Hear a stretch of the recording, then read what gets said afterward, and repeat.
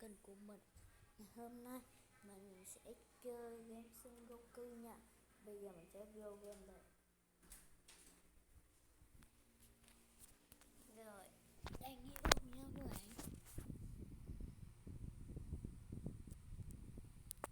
Rồi, đã vô ở đây mình sẽ nhận. Ôi, nhận đâu cái này còn rồi. Mình sẽ vô trận đấu luôn.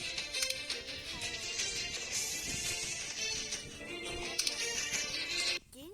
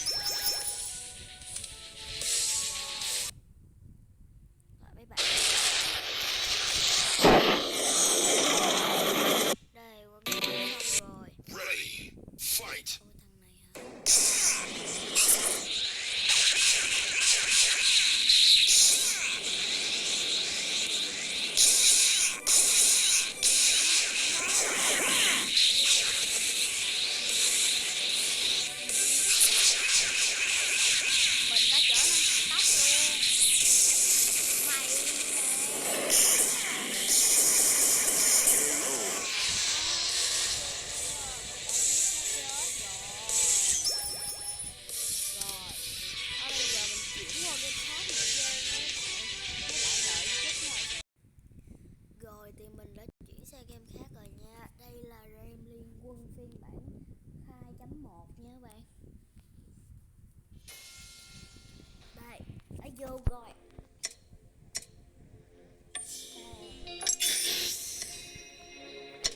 Bây giờ mình sẽ nhận đồ nha các bạn. Thôi cái này có quảng cáo luôn rồi. Cái này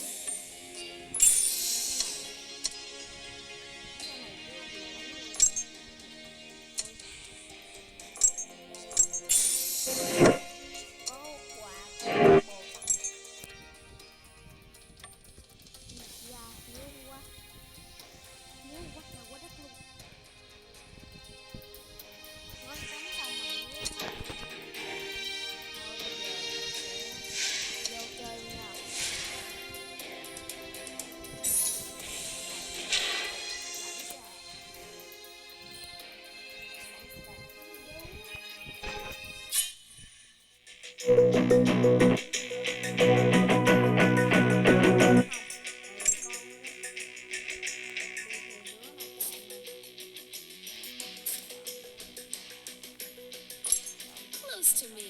I promise you won't be shocked. The stars light you. Close to me. I promise you won't be shocked.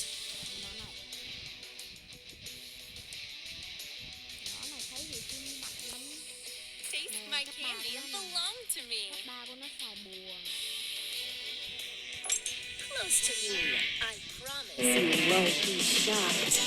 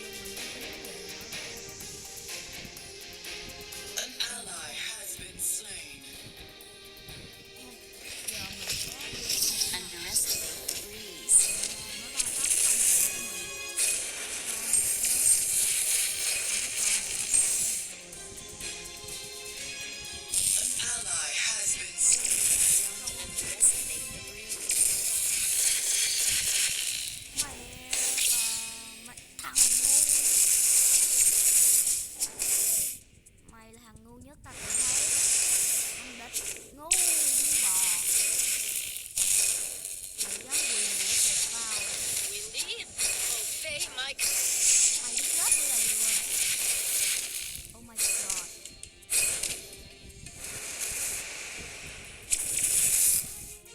Mày mà tao dám quyền obey my command. tao chỉ làm chó này cho. Slain an enemy.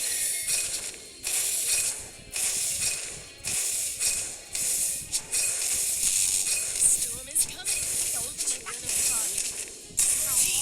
Destroyed a turret.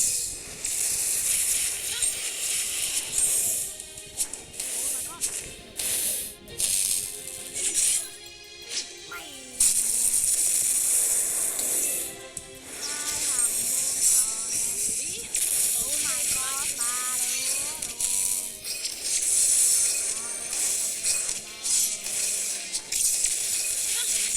spree.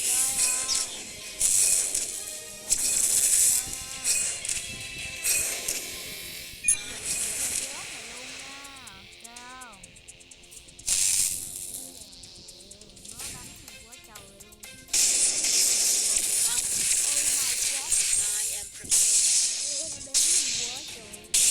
ông nội đó. Rampage.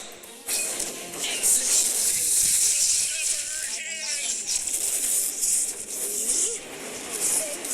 Down. Nhớ rồi.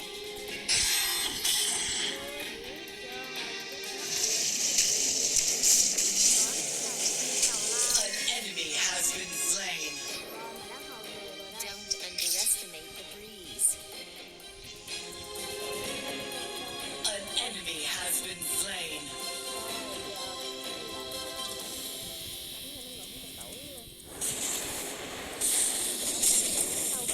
An enemy has been slain. An enemy has been slain.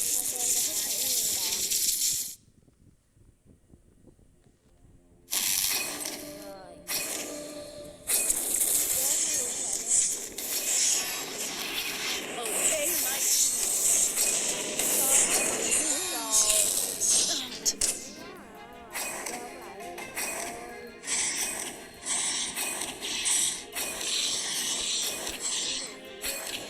Your team has destroyed a turret. storm is coming. Did you run away?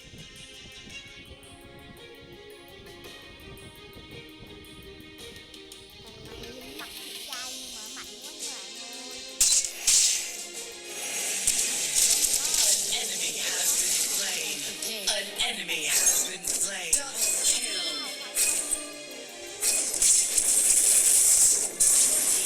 Destroyed a turret.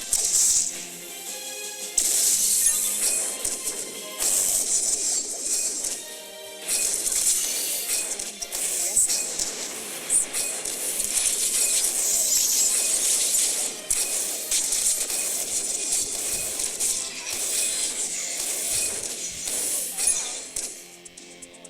Killing spree. I am prepared. Attack Emerald Dragon.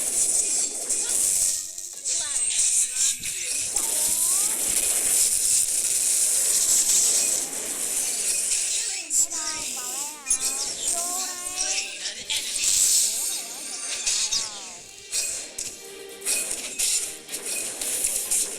Your team has destroyed.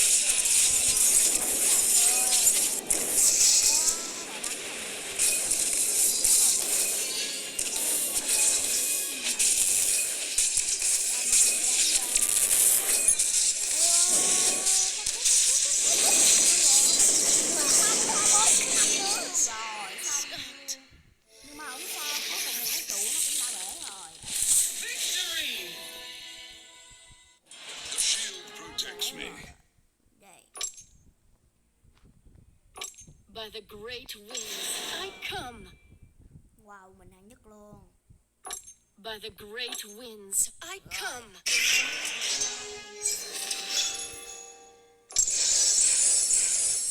Thôi mình xin kết thúc video tại đây. Nếu mấy bạn thấy video này hay, cho một like, một share và một đăng ký. Xin chào tất cả các bạn, hẹn gặp lại video lần sau. Bye bye.